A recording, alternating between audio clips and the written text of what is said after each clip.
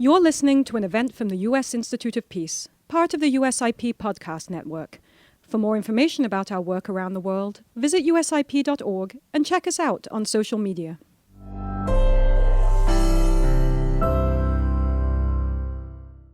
Good morning and welcome to the United States Institute of Peace, a public, nonpartisan institution established by the United States Congress to prevent, mitigate, and resolve conflicts around the world. My name is Peter Mandaville, and I'm Senior Advisor for Religion and Inclusive Societies here at the Institute. Religion has been a part of the Institute's work almost from the moment we opened our doors. The Religion program is the longest-running thematic program that the Institute has, and our work is focused on studying, engaging with, and supporting religious actors around the world as they work to prevent and solve conflicts in their respective homelands and countries. For this reason, we are very privileged to welcome today to the Institute a visiting delegation from the All-Ukrainian Council of Churches and Religious Organizations. Some of them we're welcoming back to the Institute.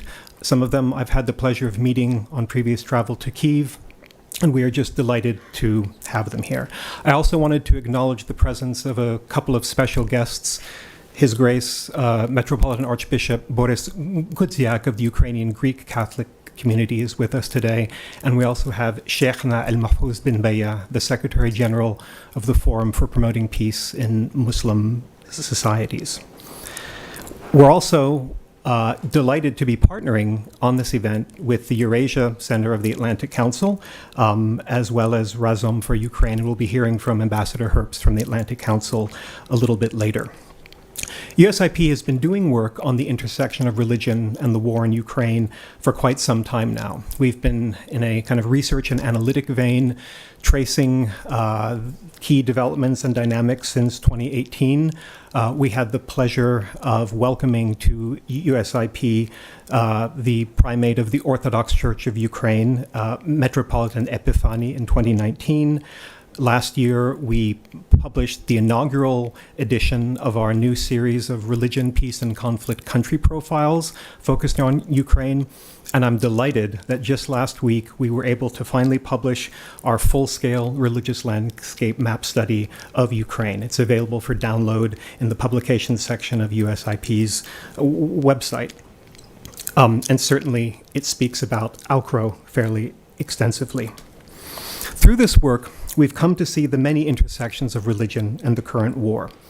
The key role that faith-based organizations, many of them tied to the churches and religious institutions represented here, the crucial role they played in the early weeks and months of the war in terms of providing important and vital humanitarian services and relief. We've seen more negative and destructive sides of the intersection of religion and the war, such as missiles, Russian missiles, and artillery strikes on religious facilities and churches. We've also seen a complex politics and security concerns rise up around the historical ties of one branch of Ukraine's Orthodox Church to Russia. Through all of these complexities, through all of these challenges, Aukro, I think, has been a unique and crucial voice, allowing the religious leaders of Ukraine to speak collectively and in solidarity with each other in support of the Ukrainian cause. I'm now delighted to turn things over to my USIP colleague and former US ambassador to Ukraine, Marie Yovanovitch. Thank you. Thank you very much. It is really a pleasure to be with our distinguished panelists and also with everybody else in the room. I know many of you are experts in this area. I'm not going to do an introduction because, frankly, we don't have that much time. And so I want to go right to questions. We're going to have about 20 minutes of questions from me. And then there are going to be questions from the audience. So I have two instructions. The audience should be thinking about their questions and getting ready. We're hoping that we can do at least one round of questions with everybody, perhaps even two. Brevity is close to godliness, I think, in this context. But first, I would like to ask the Metropolitan to lead us in prayer. Please rise, and at this moment we remember all those who fall in Ukraine, fighting for freedom of our country and all the world. We keeping in our prayers Ukrainian brave soldiers, peaceful inhabitants who lost their lives, who suffered because of Russian aggressive invasion, who lost their homes, their relatives. We praying for refugees and IDPs.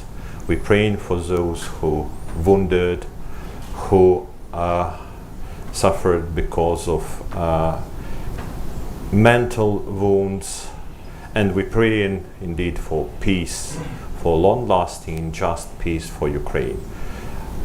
We asked God's help for everyone who helps to provide this just, long-lasting peace, who working to create this peace for Ukraine, for Europe, and for entire the world. And I ask to keep one moment in silence, in remembrance of all those who lost their lives because of this Russian invasion and aggression.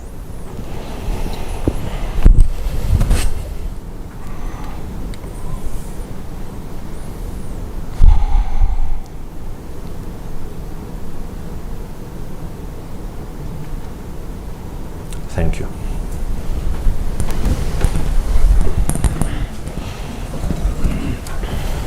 Thank you, Metropolitan. And I'll turn to you first. And I was hoping that maybe you could set the stage for this discussion and tell us the purpose of this trip. Obviously, it's an ecumenical trip, which I think is significant in and of itself, and what you hope to accomplish here in the United States. First of all, I would like to thank, as always, our very good partner, United States Institute of Peace. As well, we thanks to Foundation Razom, which helped our delegation to be here. On behalf of all our delegation, we thank Atlantic Council, all our partners who made this visit possible, because even to reach United States for those who live in Ukraine is a very hard task. But we are here because many important reasons. First of all, we would like to express our deepest gratitude to the people of United States, government, non-governmental organizations, all those who are supporting Ukraine in this darkest time of our history. We have deepest gratitude to those who understand our sufferers, who share our pain, and who really helps us to achieve as soon as possible the victory of truth in Ukraine. Our goal is to present in person Ukrainian religious freedom, diversity, deep mutual understanding and cooperation, because our Council of Churches and Religious Organizations is a non-governmental institution which created by our own will more than 25 years ago. And we have 15 members, different churches, who represents almost 95% 95% of entire Ukrainian religious community.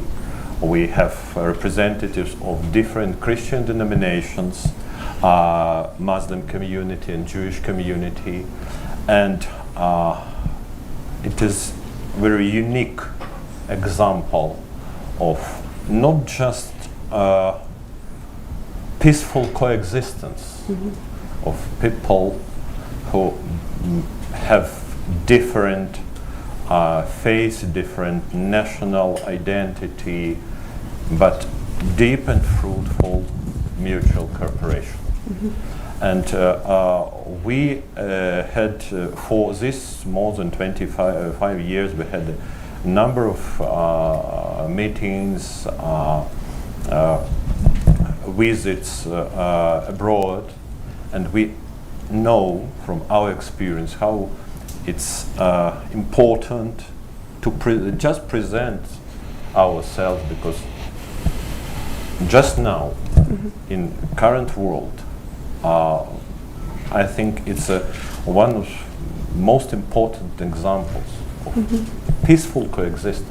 And we try to bring this good news from Ukraine, that inside Ukraine we have this cooperation. We really enjoy freedom of religion and belief. We really protect these rights. And last but not least, our goal is to share our experience, because we are eyewitnesses of Russian atrocities, of what's going on in our country. We have deep cooperation with different people from the grassroots level, and we understand what our nation need, and we try to share with our partners here, because only together we are able to prevent very real catastrophe of Third World War. And I think with help, with partnership of all people of goodwill in United States and around the globe, sooner or later, but we will achieve victory for truth in Ukraine and in the world. Thank you. Thank you, Metropolitan. Rabbi Blake, I don't know if you want to expand on that in terms of the ecumenical view and relations among religions in Ukraine, and the status of freedom of religion for the Jewish faith, but perhaps also others. The first thing I would say is that the Council of Churches and Religious Organizations is non-ecumenical. That's the first thing I would say. Right. And I think that that's what keeps the peace. And that's an important point. The point is that what brings us together is the fact that we're all representing religious communities, of different faiths, obviously. But when you come around the table, it's not me and my faith against you and your faith, but it's us together as people of faith against the challenges that people of faith have in Ukraine or in the world, in relations to government, relations to everything else. This is what keeps us together. This is the glue that keeps us together. We're a real non-governmental organization. In other words, we didn't start out that way. But in 2003, and especially in 2004, after the Orange Revolution, the Council understood that our power will be by being a non-governmental organization. That's where our power lies, not with being controlled or quasi-governmental, which we were before, but really to have a totally independent organization. And thank God we were successful in doing that, because that's really what gives the success and the power of the Council. So living in Ukraine, by the way, and I'm an American citizen, if anyone can tell from my accent. I'm probably the oldest expat living in Ukraine, but I'm there since 1989. So I witnessed Ukraine going through its, the throes of independence in the beginning of the 90s, the different, I would say, revolutions. Ukraine was a lucky country. They got more than one chance. They got, a chance in 1991, and they got a chance in 2004, and then they got a chance in 2012, and now they have another chance.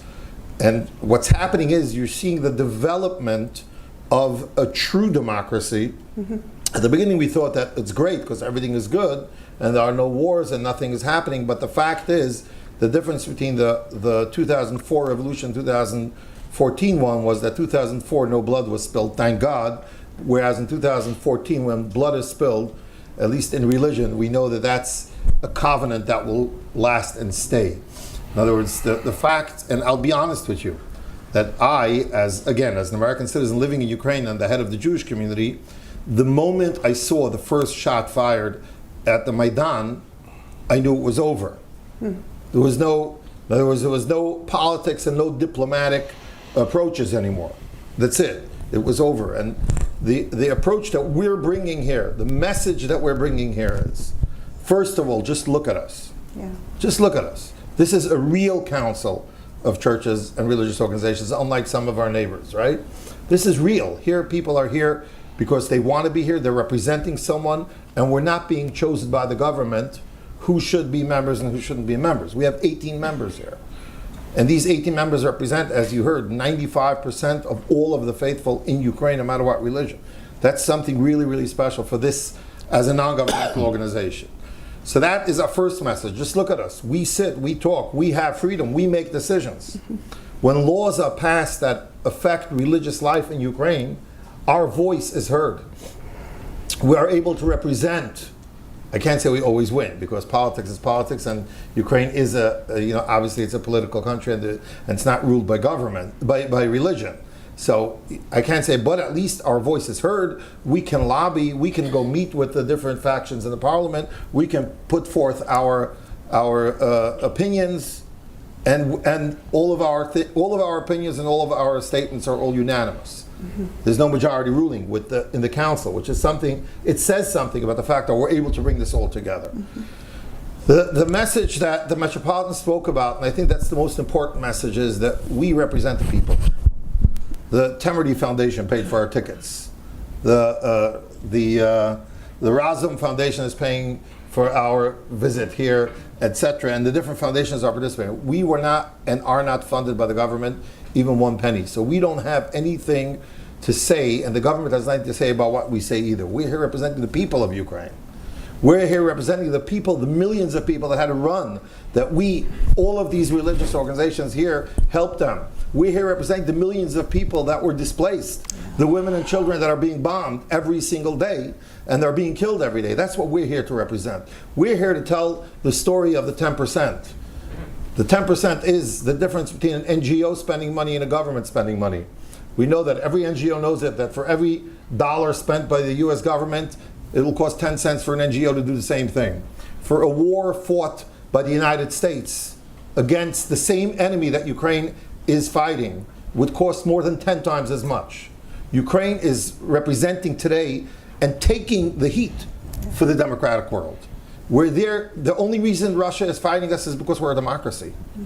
The same way, excuse me for comparing it, that Hamas is fighting Israel because it's a Jewish state. They're fighting because it's a democracy.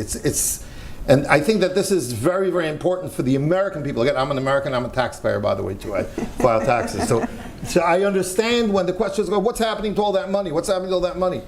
And Masha, who knows better than you, how many people at the rank of ambassador are in Ukraine today looking where that money is going from the American side?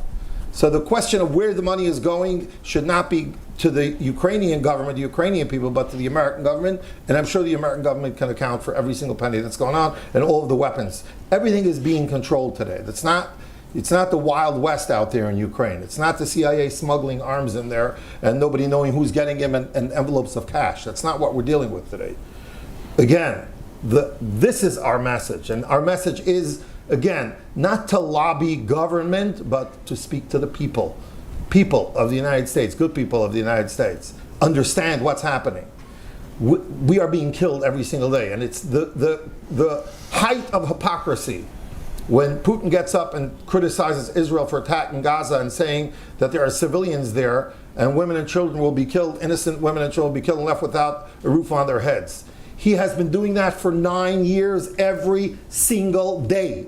Every single day. For the last 9, almost 10 years, civilians, women and children are being bombed. Their homes are being destroyed. Russia has not conquered any land in Ukraine. They have only destroyed land. And this is our message here. I hope I didn't take too much time, but You're right on the money. that's it. That's my message, and that's our message here today, to get this message out to the people of the United States.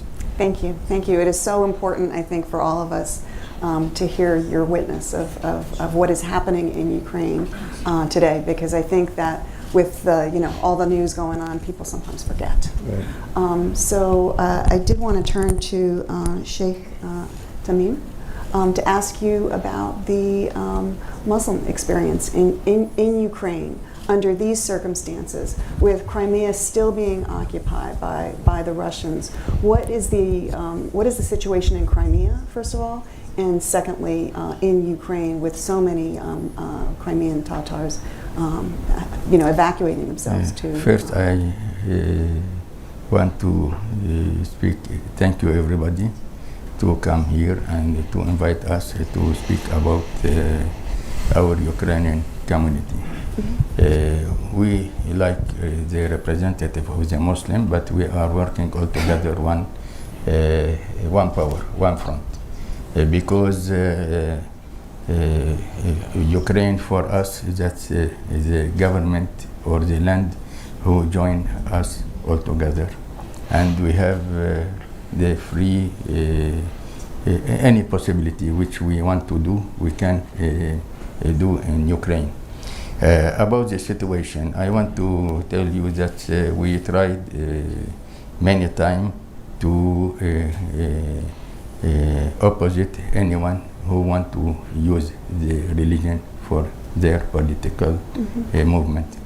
And when Russia occupied the Crimea and the Donbass, and the Ukrainian people make the Maidan revolution, we find somebody who put in YouTube the Islamic government in Donbass. And we find somebody who can use the Islam or the Muslim community to destroy Ukraine. And we organized the international community for all the representatives of the minority nationality in Ukraine. That's about 60 organizations. And we control the Islamic movement in Ukraine. This is two questions that's very important to keep Ukraine, to defend Ukraine, and don't give anybody to destroy Ukraine like Yugoslavia or Czechoslovakia and others. That's some information about our job. We came here to explain everybody. For the government, that's government. But anyone, you know, we are representative of the majority of the Ukrainian citizen. And we want to speak with the Ukrainian citizen, to American citizen, to understand us. And I want to ask the Muslim community here, who help Ukraine? Yeah. Who help Ukraine? We receive, like Muslim community, from Jews, from Christian, and the delegation come to mosque from Europe, from America, but without the Muslim representative. Why? We are part of a Ukrainian community, and we defend our land. And somebody want to use the Islam to kill the others and use this one for their political, like Russia and others. I want to ask everybody, think about the Ukraine like one government, and we have one land, and must help us to save Ukraine, because for us that's an example for many countries in Europe, in America, how we can live all together. I want to ask the Muslim community, you help anybody, but you don't see the Muslim community and the Ukrainian citizen. Why? I don't understand. That's my question. And have you received an answer to that question? Have you received an answer to that question? No, Not yet. Not yet. not yet. Okay. Well, we'll want Not to hear yet. what the answer is, because certainly deserves a good answer. Mr. Brusen, Bishop Brusen, I wanted to ask you, I mean, the Protestant, the evangelical community in Ukraine is relatively small, but relatively influential, including, having many ties here in the United States. And I'm wondering, I guess first of all, what your experience, your community's experience has been during the war, but also your important role in the reconstruction of Ukraine. Yeah, first of all, I want to say thank you to all of you for supporting Ukraine. And I want to underline that this war is not about our land. This war is about the very existence of our freedom, identity, values, and culture. This is about people, about human life.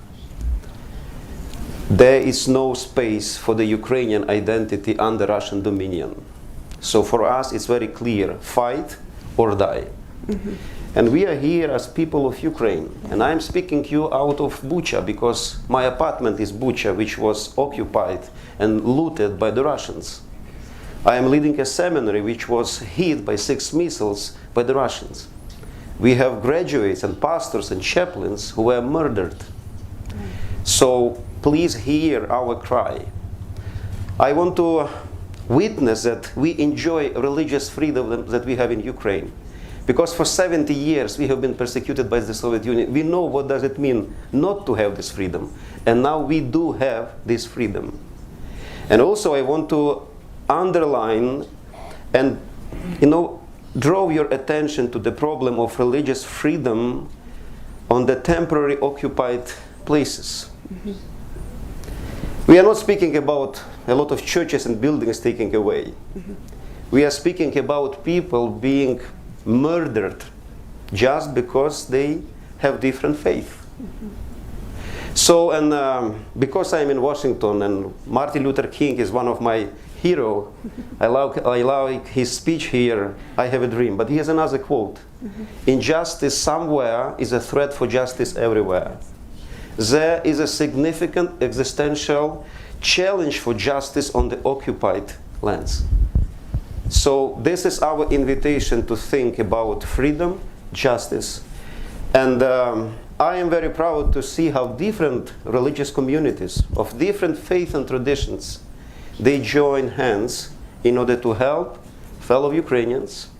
And we do have big plans to rebuild Ukraine.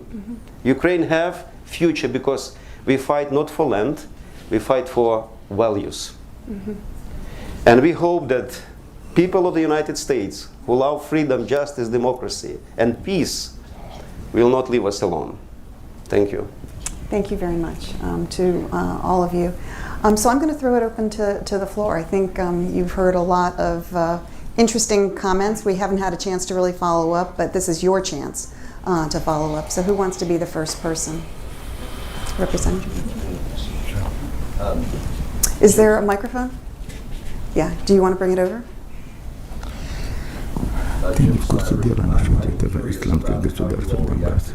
Could you wait just a second, because I think this is being recorded.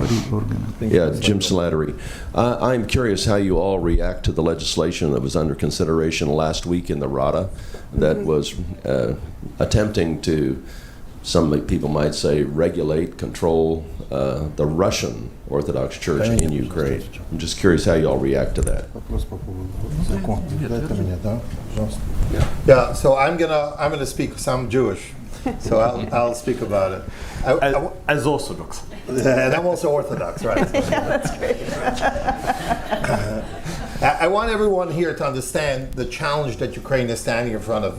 The question here is not a regulation of religion, and the proof is in the pudding. Because, like I said, I'm living this since 1989. I've seen freedom of religion grow and grow and grow in Ukraine.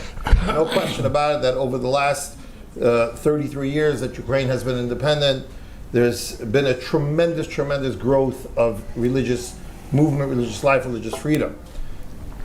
Indeed, when I would say when this government came into power, they had come right after Ukraine had created and the canonical Church of Ukraine, the Orthodox Church of Ukraine, and because that was done by the previous president, so politically there was even some leaning, towards the what we call the Moscow Patriarchate of Ukrainian Orthodox Church. However, the challenge that Ukraine has is when there's a church that is 101% controlled by a government that is waging war against you. The Orthodox Church in Ukraine, unfortunately, because there are good people everywhere, including in the church there. However, when it has become evident, when Ukraine began this, they began by just arresting individual priests that were found doing things that break the law and spreading and working for Russia within Ukraine. They did begin with that. It didn't come and say, oh, let's get rid of this church. You have to understand that politically, it is not a very smart move to quote unquote regulate a church that millions of people living in Ukraine are members of that church. And there's no way it's faith. It's not that they're going to be able to say, okay, now move over to the other church. It doesn't work that way. However, at the same time, Ukraine is challenged. There's a war going on.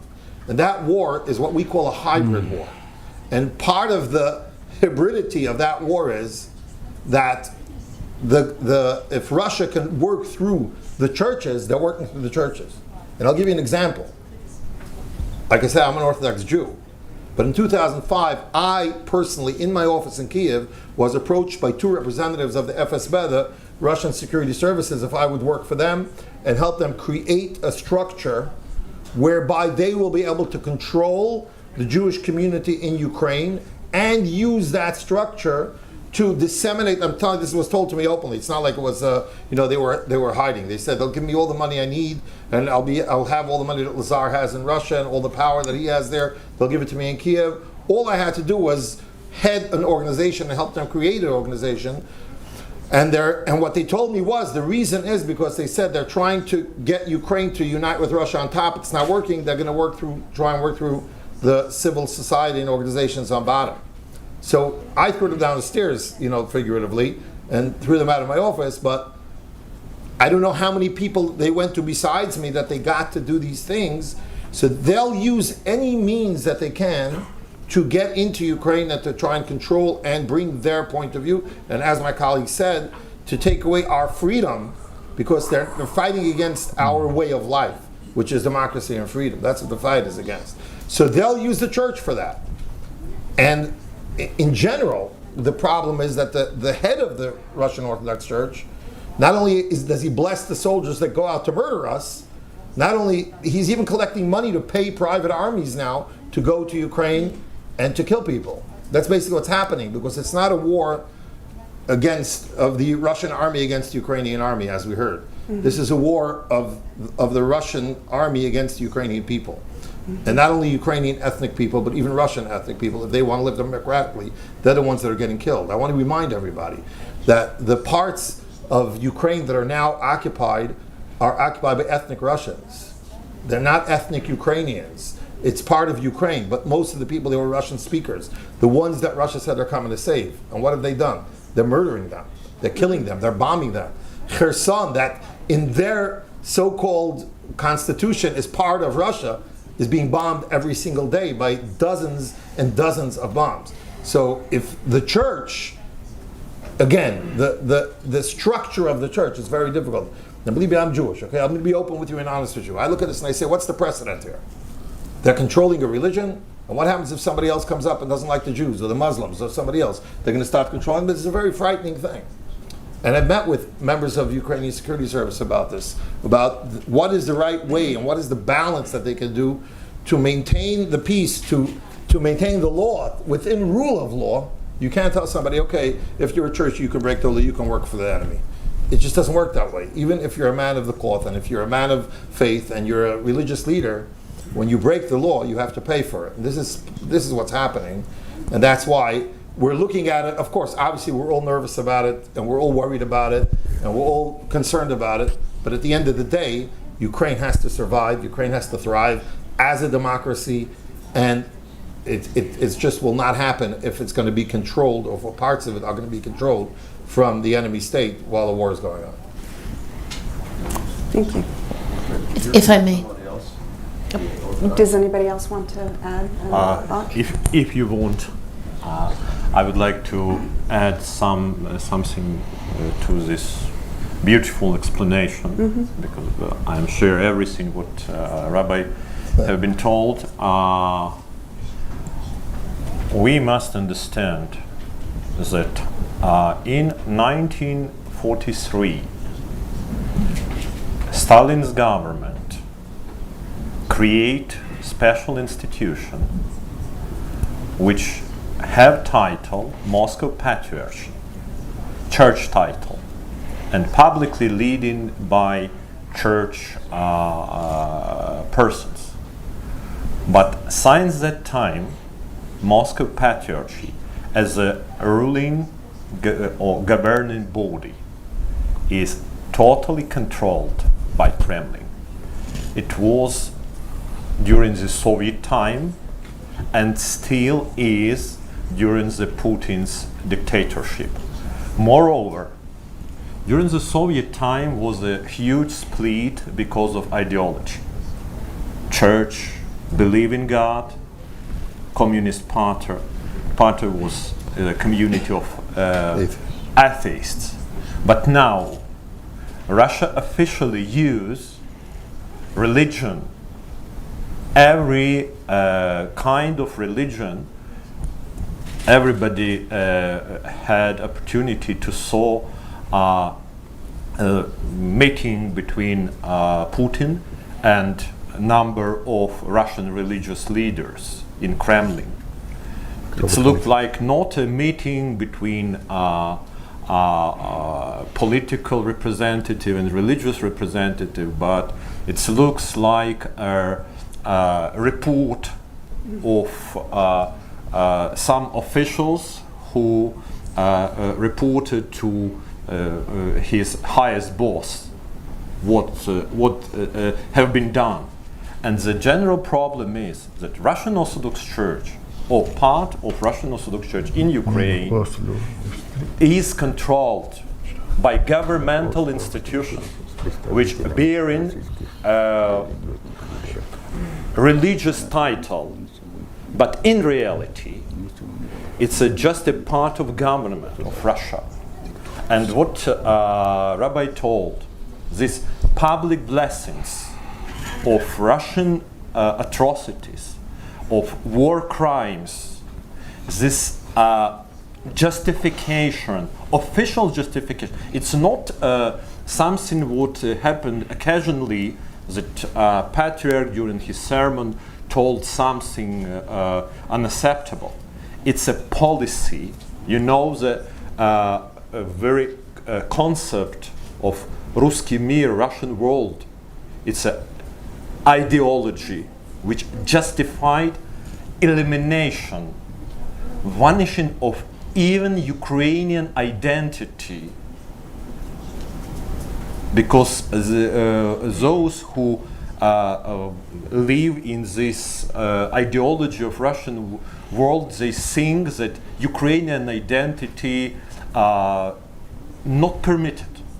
And the main goal of this draft law is to protect Ukrainian citizens from instrumentalization of Russian governmental institution, Moscow Patriarchy, or other institutions, because Rabbi told that such attempts to control religious life in Ukraine is not related to only Orthodox Christians, but every kind of religion in Ukraine.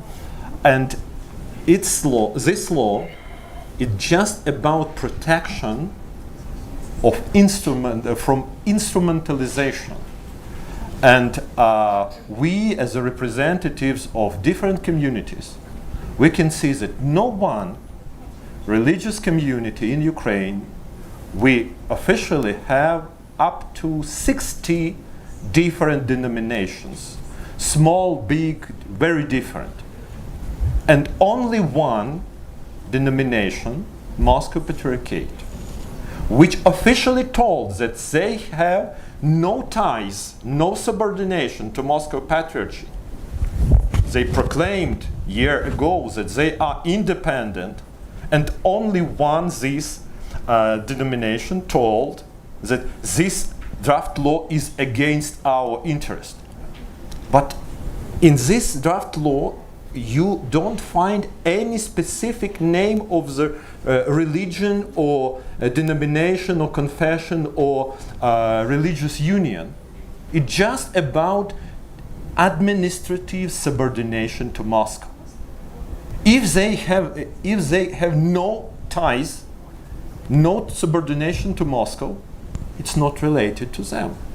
But if they try to fool Ukrainian society and all people of goodwill around the globe and use their feelings to protect religious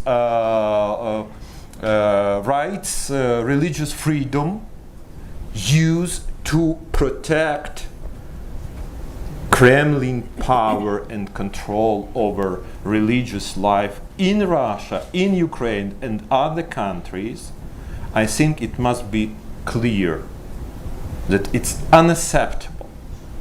And we think, we as a council, more than half of the year ago, we met with Head of Parliament. Speaker of our Parliament of Rada, and we have been asked, does anyone in this room, you representative of all religious denominations, does anybody against the ban on subordination of Ukrainian religious community to Russian centers? No one raise their voice that we are in favor, we try to keep this subordination.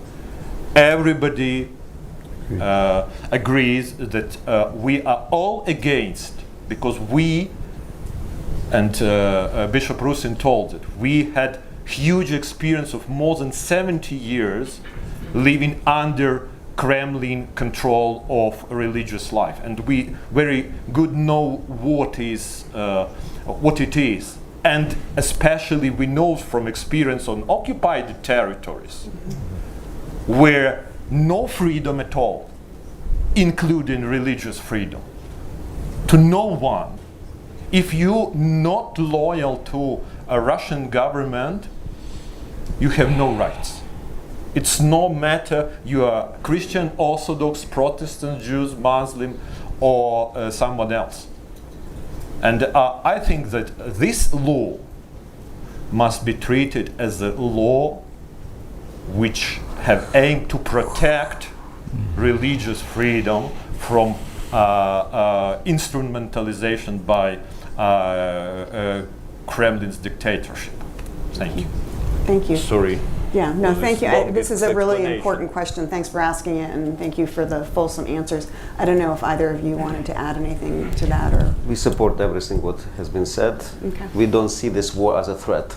We know what does it mean to have no freedom, so we know that smell. So as an evangelical community, we understand that our country must protect itself. And we don't see this law as a threat for religious freedom. And there is a very good dialogue that we have between our communities and with our government. So it's really, really impressive. She? The same. On 2015, I think that by initiative of our council, we tried to make contact with the representatives of religion organization in Russia, in Oslo. And we spoke about our situation, about Ukraine, about the friendly relation, but they couldn't decide anything. Yeah. They couldn't decide anything.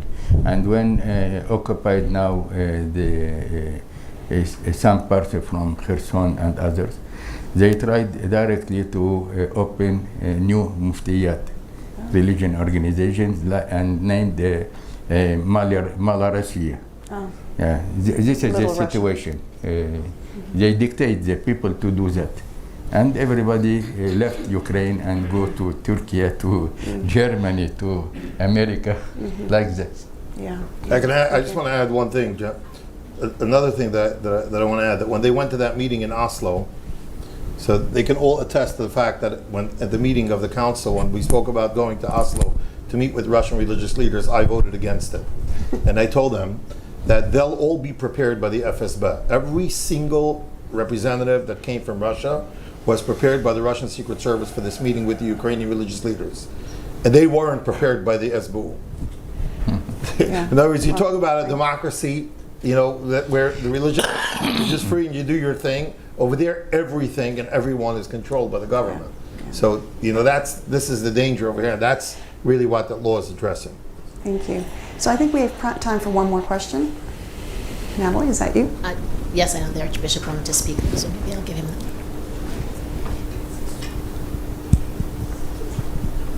If I can add a Catholic voice to this question, which is raised by many, which is parroted by Tucker Carlson and company, even in the last 24 hours, and which is planted by a genocidal power that is declared that its intent is to eliminate Ukraine as a country, as a culture, as an identity.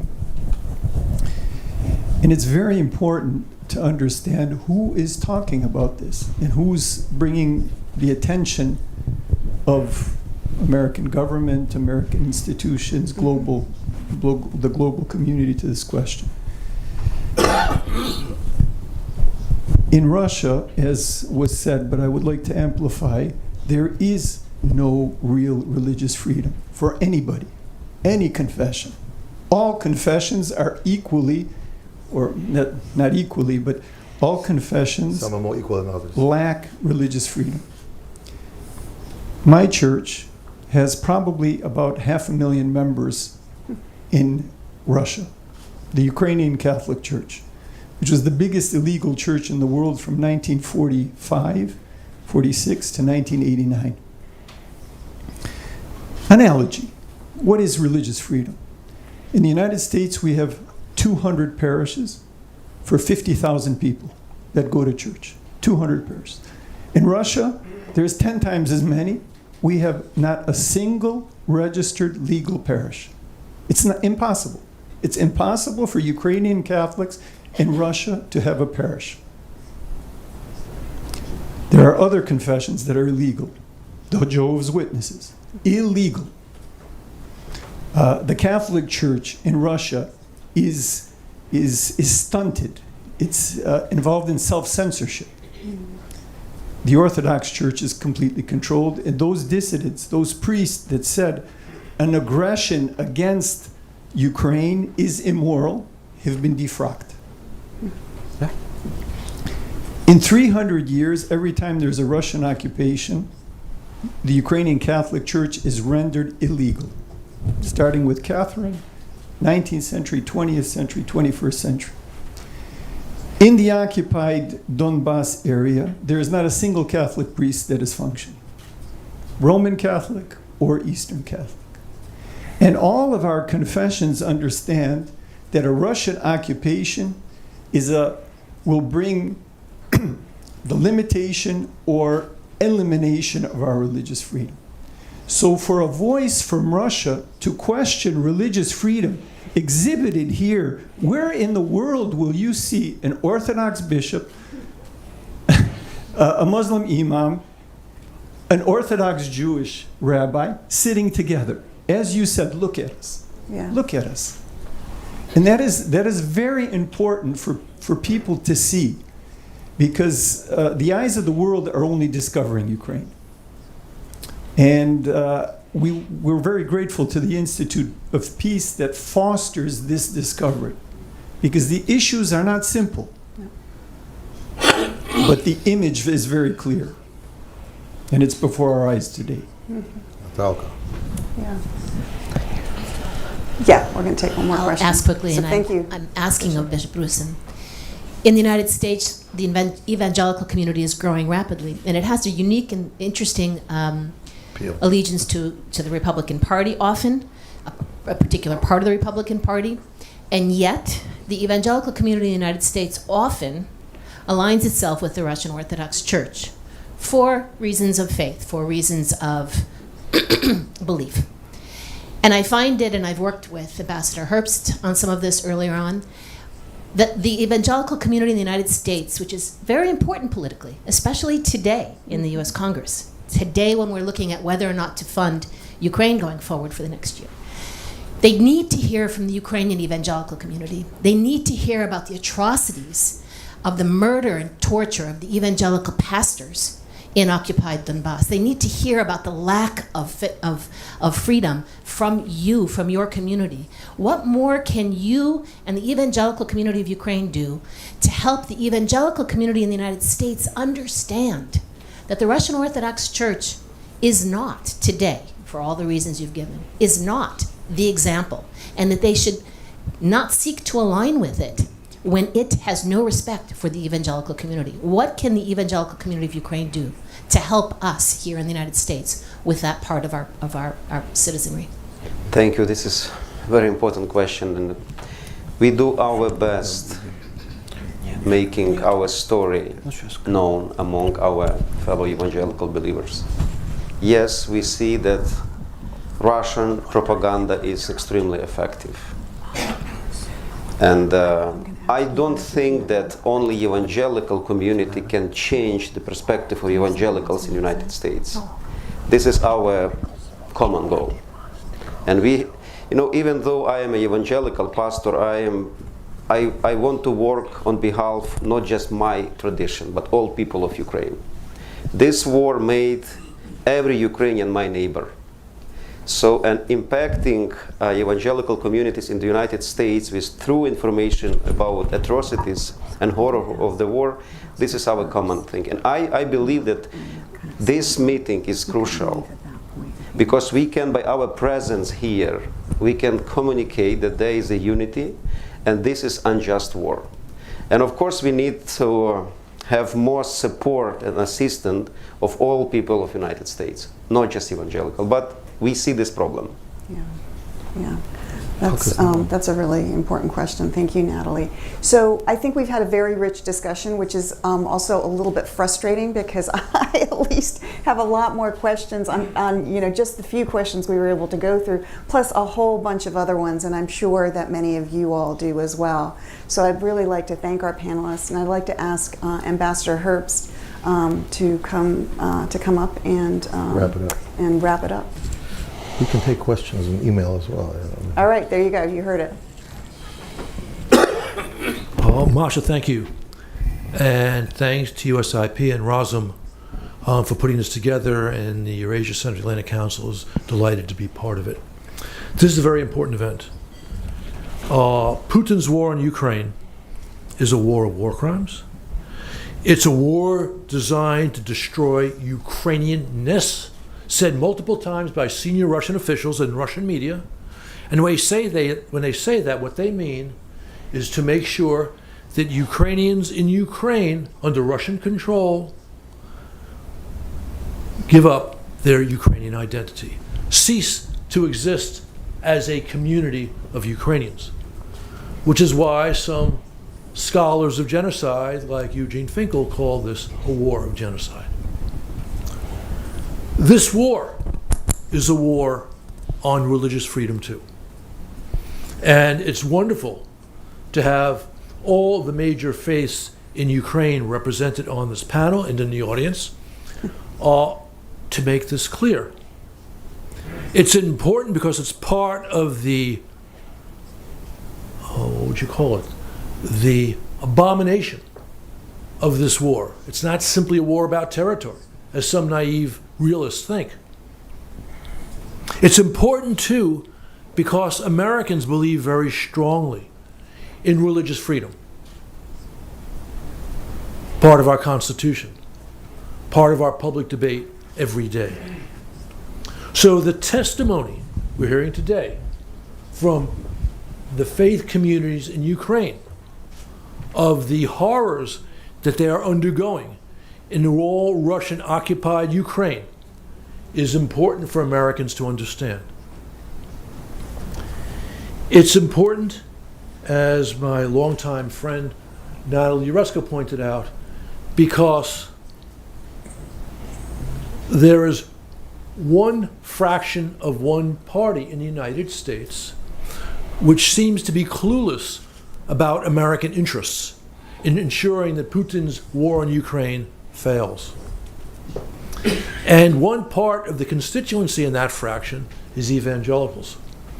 And we know how badly the Kremlin treats evangelicals in Russia and in Russian-occupied Ukraine. And this is a story that needs to be heard here, not just from evangelicals. We should help. It's all in our interest. Then there's something else, which is really important too. And in fact, it has two dimensions. Russian propaganda is a serious phenomenon. And they have successfully plied two themes which work against Ukraine, which work against common morality, and also, by the way, against American interests. Theme number one is Ukraine is full of Nazis. And boy, you got to make sure that those Nazis in Ukraine are defeated. And we all know the peculiarities of this, since Ukraine, at the moment that Russia launched its large invasion, had not just a Jewish president, or a Ukrainian who happens to be Jewish president. Similarly, they had a prime minister who was Jewish, Ukrainian Jewish citizen. And fortunately, not entirely, the pushback against that, the truth told against that, has limited its impact, not entirely. This goes back to a letter that was published in, I forget, it was New York Times. I think Jim Timoney also helped put that together back in 2014, that laid out that this was a false narrative. And having Rabbi Bleich and others in the Ukrainian Jewish community was important to that. I mean, another very important figure in public life in Ukraine is Yosef Zissels, who of course spent many years in the Soviet Gulag, because standing up for the rights for Jews to, well, actually he's kind of secular Jewish, but right of Jews to identify as Jews, to act as Jews, including practice of their religion. So that one is not fully under control, but largely. But the second one, the second main theme, is still metastasizing malignantly. That's a kind of a mouthful. That's the notion of serious repression, religious repression in Ukraine. Rabbi Bleich addressed this when he talked about priests of the Russian Orthodox Church Moscow Patriarchate who are breaking the law by providing sanctuary to Russian agents, maybe providing some information to Russian military, maybe harboring weapons. And of course, beyond that, which is why people are getting arrested in Ukraine, not because they're repressing the Moscow Patriarchate, but there's also the truly non-Christian, non-Orthodox, I say that as an Orthodox Christian, behavior of the MP as they're telling Russian soldiers heading to the front in Ukraine, hey, if you die, all your sins are forgiven. Pardon me, but that reminds me of the notion that the jihadi who gets killed goes to heaven and gets 70 virgins. It's kind of similar, huh? And of course, Patriarch Kirill, who was an agent of the KGB in Soviet times, some habits die hard, is also now funding his own mercenaries to go kill Ukrainians. It would be nice if certain active American media types were to put that on the air when they're trying to slander current Ukraine. Last point. The most famous quote in the, you might say, the history of American foreign policy realism is John Quincy Adams saying, we don't go abroad for monsters to slay. We are the well-wishers of everyone's freedom, but the guarantors only of our own. Now that's a great quote. And people sometimes use that to justify us not providing support to Ukraine. Because those people don't understand that if Putin wins in Ukraine, his next stop is Estonia and Lithuania.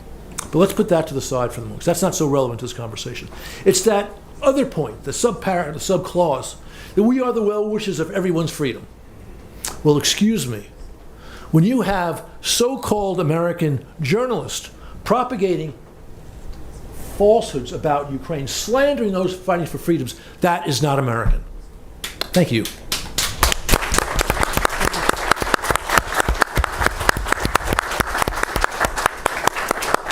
Thank you very much, Ambassador, and thank you to our distinguished panel. And I think we want to give you another round of applause and see you on your way. Thank you for listening to this event. If you'd like to listen to more events or explore our other podcasts, visit usip.org/podcasts.